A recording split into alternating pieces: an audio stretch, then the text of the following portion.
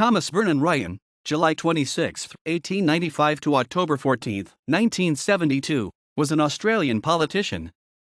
He was a Labour Party member of the New South Wales Legislative Assembly from 1956 to 1965, representing the electorate of Auburn. Ryan was born in Mossgiel and was educated at Wilcannia. He worked variously in farming and mining before entering the Railways Department as a storeman.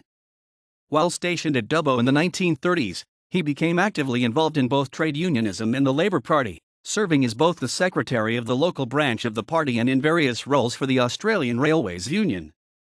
He also served a brief stint on the City of Dubbo Council from 1936. He relocated to Sydney in 1938 and was elected to the Auburn Council in 1939.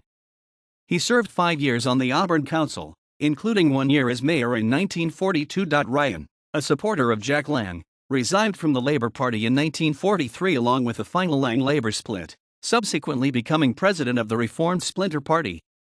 He was a prominent figure in the Lang movement for the next 3 years, and contested the 1946 federal election as the Lang-Labour candidate for West Sydney.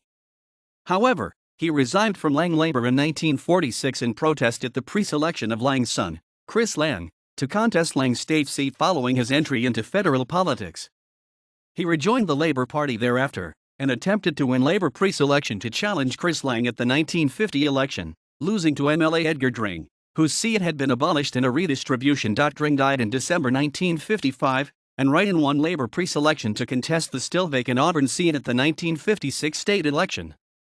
He was easily re-elected in 1959 and 1962, but was defeated for preselection in 1965 by Peter Cox. He did not hold party parliamentary or ministerial office. Ryan retired to Davidstown, NSW before returning to Sydney Guildford, where he died in 1972. References